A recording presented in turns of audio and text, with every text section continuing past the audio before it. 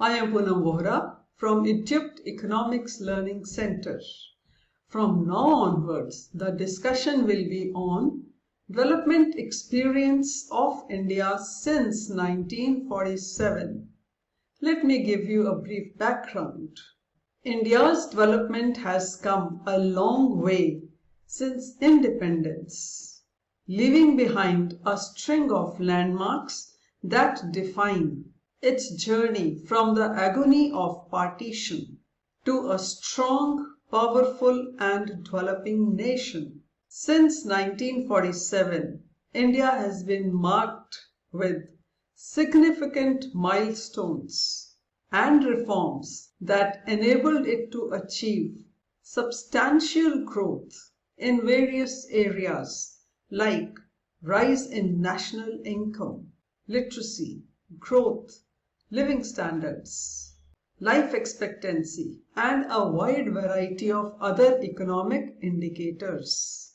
Today, India is a modern and the second fastest growing economy in the world. So, let's look back to understand its plethora of challenges and how did it overcome those challenges to earn a global recognition today. So this unit on development experience of India is explained through two subunits. One, development experience during 1947 to 1991, and second, development experience, that is economic reforms since 1991. How these two subunits are further explained. The first subunit, that is development experience during 1947 to 90, has been explained through 24 videos, and the first video is about state of Indian economy on the eve of independence, followed by the economic system adopted in India. Then economic planning has been explained through 3 videos.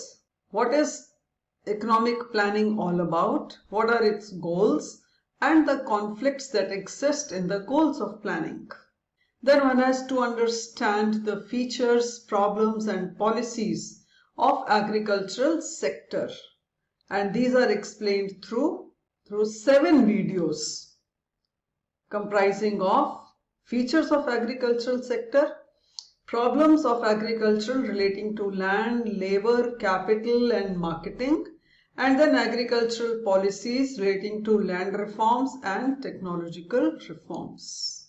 One also needs to understand the features, problems and policies of industrial sector, which is explained through 6 videos, including features of industry, industrial problems relating to infrastructure, relating to public sector, relating to state controls, and then industrial policy in the form of industrial policy resolution and licensing.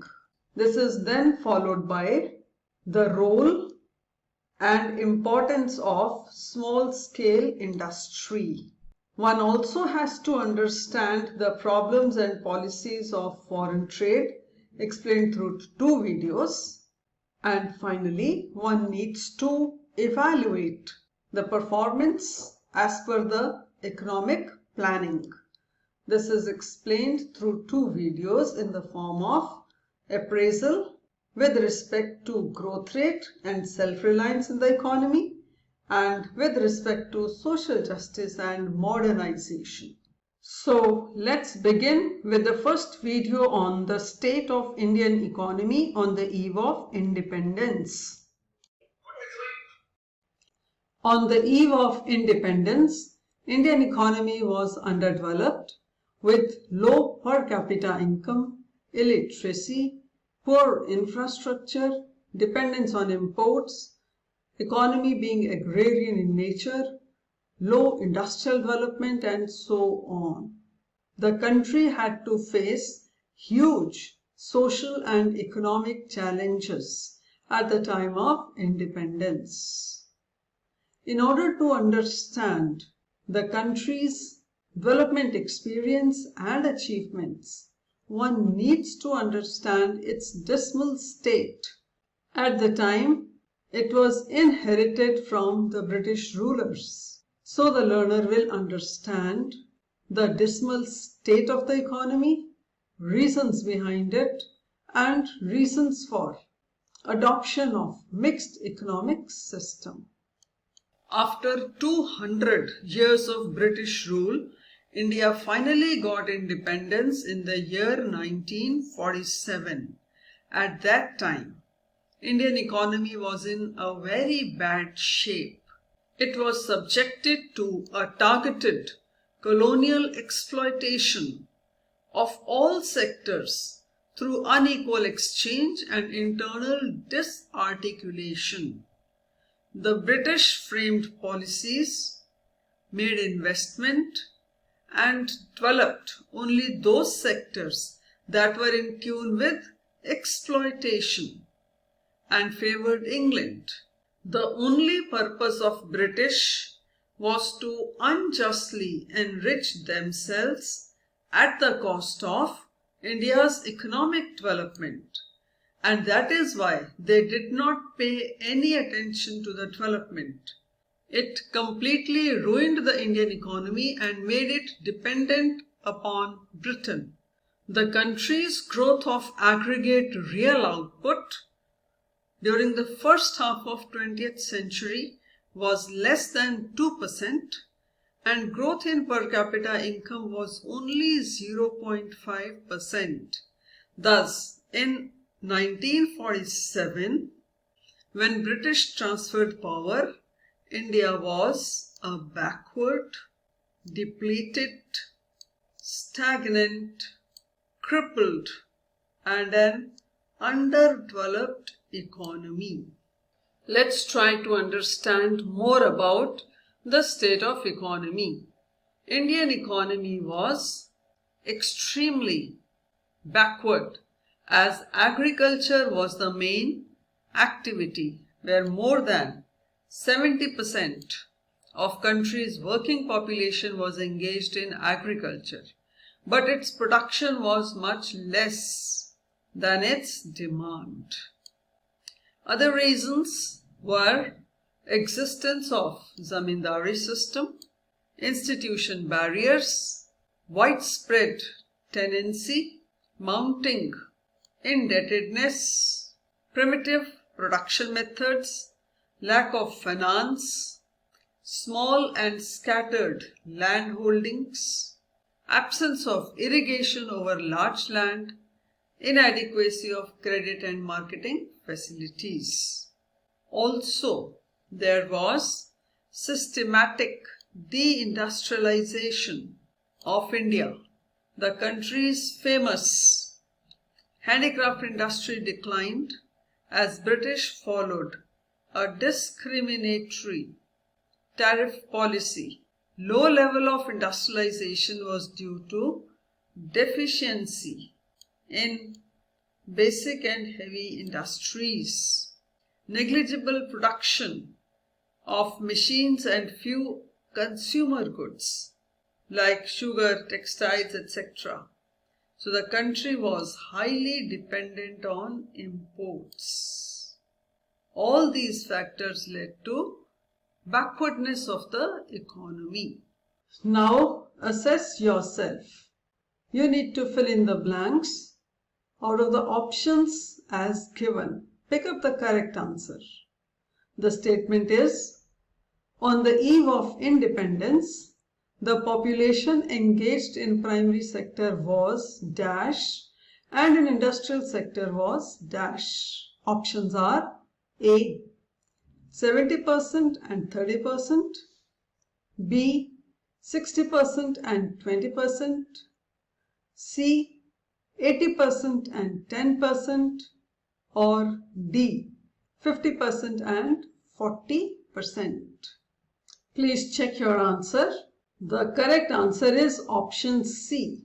That is, on the eve of independence, the population engaged in the primary sector was 80% and industrial sector was 10%.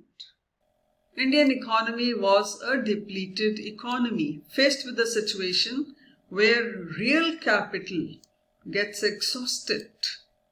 Factors of production were extensively used because Indian industries had to work ceaselessly for supplying goods to Britain during Second World War. Entire production used to be exported. No attention was paid to the maintenance of the assets. Hence, its real value declined considerably. Factories were in bad shape technically.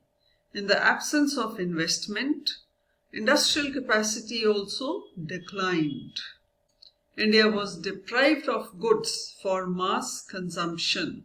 So less production led to low income, low propensity and capacity to save, low inducement to invest.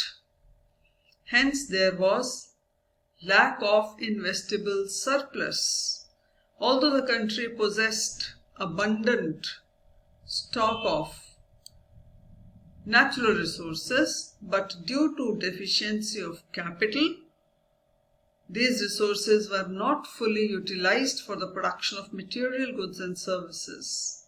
So there existed vicious circle of poverty. Economic development takes place only when the surplus generated in the economy is utilized for extended reproduction. The Indian economy remained stagnant due to availability of low surplus. It was the result of various factors. There was economic drain, and a large part of internal surplus was appropriated by the colonial state and exported to Britain or spent on civil and army administration, hence utilizing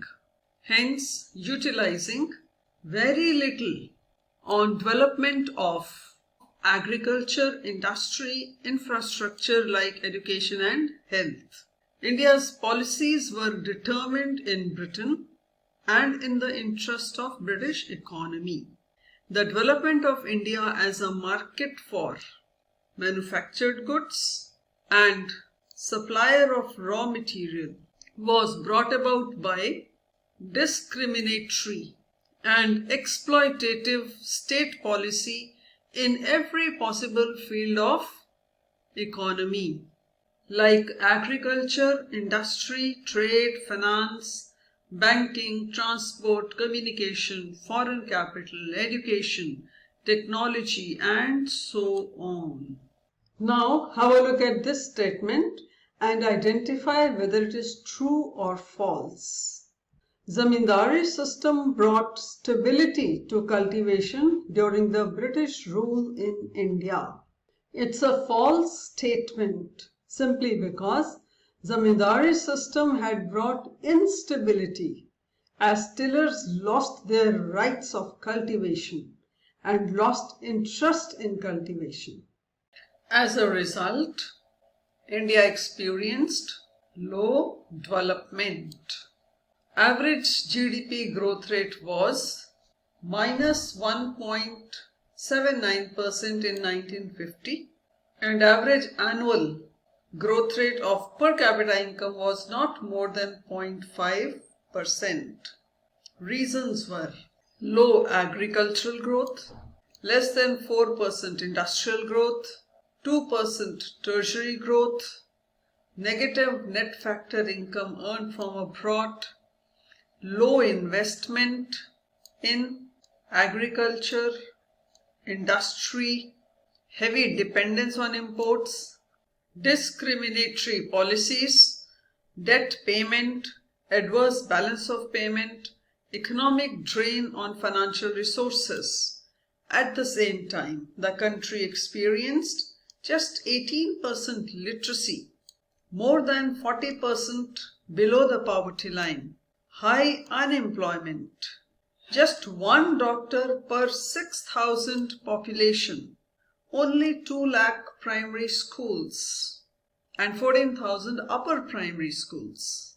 Hence, the conclusion is that India's growth was unbalanced as secondary and tertiary sectors were in infant stage of growth.